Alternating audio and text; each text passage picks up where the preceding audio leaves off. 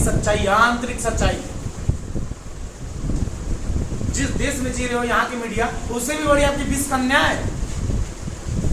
इन लोगों के पास तो कोई काम ही नहीं है। हाँ? आज मुस्लिमों ने हिंदुओं पे किया हमला, कहीं हमला नहीं हुआ है। अभी दीपावली आएगा, हम सब हिंदू मुस्लिम मिलकर दिया जलाएंगे, कोई किसी में बाधा डाली जाएगा। आप ग्राउंड रिपोर्ट देख रहे हो तो सब सही है, और न्यूज पे जा रहे हो तो लग रहा है कि भारत में रहने लायक है नहीं। सबसे ज्यादा मुस्लिमों को तंग करने वाला कौन देश है? चाइना। सबसे ज्यादा मुस्लिमों को कौन तंग करता है? चाइना। कैसे तंग करता है? वहां पर दाढ़ी नहीं रखने देता है मुस्लिम को, कुरान नहीं पढ़ना है, वो जो कहेगा वही पढ़ना है, बुर्का नहीं पहनना, जो काला पाठ होता है नहीं पहनना है। अगर आप पहन लिए, समझ लो, मस्जिद पर जो गुंबज लगाता है लोग ना, नहीं लगाना है, नहीं लगाना है, चाइना की नीति है। लेकिन तब भी लोग कहाँ जा रहा है? चाइना। कारण पैसा, कारण बुद्धि, सब चीज। चाइना आपके साथ रहा, आपके साथ सटा हुआ है, लेकिन आपकी बुद्धि और उसकी बुद्धि में जमीन आसमान का फर्क हो गया है। हम आज भी, ठीक है मेरा दुश्मन है चाइना, हम मानते हैं हम सभी लोगों का दुश्मन है चाइना, लेकिन हम आज भी कहते हैं कि भारत को चाइना की नीति को अपनाना चाहिए। भारत को चाइना की नीति अपनानी चाहिए, भारत के चीजों को थोड़ा सा चेंज करना चाहिए, लेकिन नहीं, भारत के लोग ऐसा कर ही नहीं सकते हैं। भारत के लोग को 5 किलो भात 500 रुपये, इसके अलावा और कुछ नहीं। बस हाँ, वोट के दिन आसानी का नीला लगा, ठीक है, हो गया। हाँ, लाल का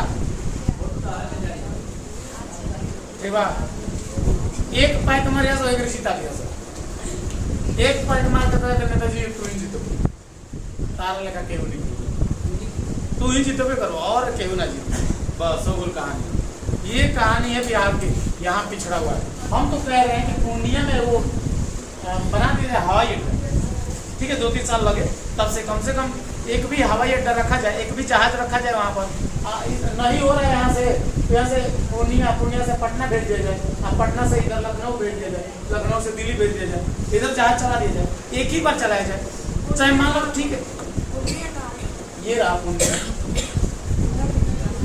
ठीक है, बिहार में, ठीक है। पूर्णिया से बिहार के वासियों को सबसे ज्यादा जलपाईगुड़ी, सिलीगुड़ी कौन जाते हैं? हम बिहारी जाते हैं। वही पूर्णिया वाला भाषा ही क्या कहते हैं, मगही टाइप का उधर बोलता है,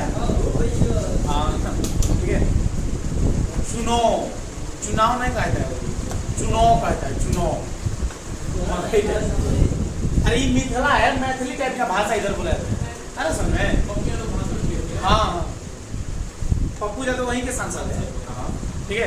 तो पप्पू यादव तो अच्छा कार्य कर रहे हैं, उनका मैंने सही है, ठीक है, बहुत अच्छा काम कर रहे हैं, लेकिन अब सरकार उनके साथ रहेगी तब तो, अब वो सरकार में नहीं है बंदा, तो फिर कहाँ से हवाई, वो तो यहाँ पर दिए भी थे कि यहाँ पर पूर्णिया में हवाई अड्डा बनना चाहिए। हालांकि इस पे बिहार की जनता को भी सोचना चाहिए, इसको मुद्दा बनाना चाहिए, लेकिन बिहार की जनता को टेंशन नहीं है भाई। अब बंगाल जितना फेमस हो गया है, बंगाल जितना आज देखो, अभी बांग्लादेश से अलग हुआ बंगाल, 1905 में अलग हुआ, तब भी अच्छा हो गया। बिहार में था बंगाल, याद करो, बिहार में था, बिहार, बंगाल, झारखंड, ये तीनों क्या थे? एक में थे।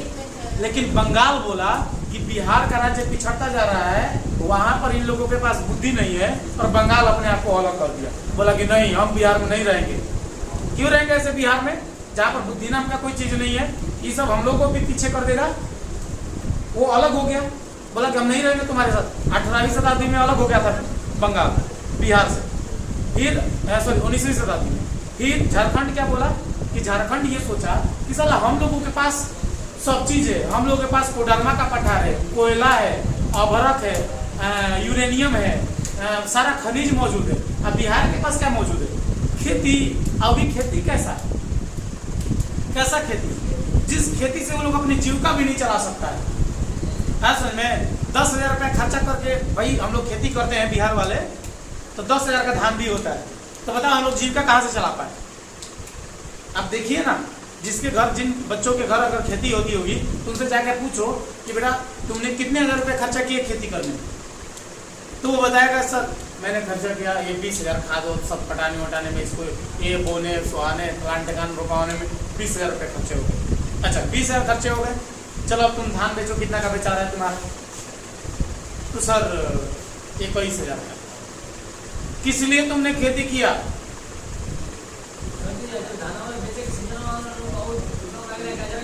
धान तुम्हारा लो हो गया एकदम। एमएसपी के बारे में तुम नहीं जानते हो, हरित क्रांति के बारे में तुम नहीं जानते हो, तुम आंदोलन करना नहीं जानते हो। तुम बिहार वासी हो, यहीं से निकले थे जेपी, जिनका नाम जयप्रकाश नारायण था। याद करो उनके आंदोलन को, जिस समय किसानों पे अत्याचार होती थी, अकेले बंदा निकल गया दिल्ली की तरफ, उसके पीछे सारा जमाना हो गया। उनको ले जाकर हजारीबाग वाले जेल में बंद किया गया, लेकिन तब भी बोले कि हम नहीं रुकेंगे जब तक से किसानों को उनकी हक को ना दिलाए। वो जेपी का आंदोलन नहीं था कि इंदिरा गांधी को क्या लगाना पड़ा आपातकाल 1975 में। याद आ रहा है तू लोग 1975 का आपातकाल? वो जेपी का आंदोलन था, उन्हीं का रिएक्शन था। तो भारत की स्थिति दिन प्रतिदिन बिगड़ती जा रही है। अब इसमें हम सभी लोग इसको करके क्या ही कर सकते हैं? यहाँ पर जनता को उठना पड़ेगा। हमारा समाज सोया हुआ है। हम चाहते हैं कि मेरा समाज जगे, हम चाहते हैं कि मेरा समाज मिल के आए, कुछ अलग किया जाए, लेकिन मेरे समाज को चिंता ही नहीं। मेरे समाज को एक चीज से चिंता है, 5 किलो भात कहाँ मिल गई, राशन कार्ड जल्दी बनवाओ, उसी में खुशी है। भले वो में किलो ना रहो, मतलब नहीं है, लेकिन 5 किलो भात मिलना चाहिए। समाज फिर ये संस्कृति बर्बाद कर रहे हैं हम सभी, अपनी संस्कृति को खराब कर रहे हैं हम सभी। हम जयप्रकाश नारायण और महात्मा गांधी के देश में जीते हैं, हम भीमराव अम्बेडकर के देश में जीते हैं, हम भगत सिंह जैसे वीर के देश में जीते हैं, हम सुभाष चंद्र बोस के जैसे वीर के देश में जीते हैं। लेकिन हम सभी लोग भूल गए हैं। आज बेटियों के साथ अत्याचार हो रहा है तो एगो कैंडल जला रहे हैं, गाना गा रहे हैं। किस देश में हम गाना गा रहे हैं? किसी देश में जब हमारे यहाँ किसी बेटियों पे आंच आती थी तो इस देश में रामायण लिखा जाता था, महाभारत हुआ करता था। इसी देश में नरसंहार हुआ करता था, रावण का वध हुआ करता था। इस देश में अब हम लोग क्या कैंडल पकड़ लिए?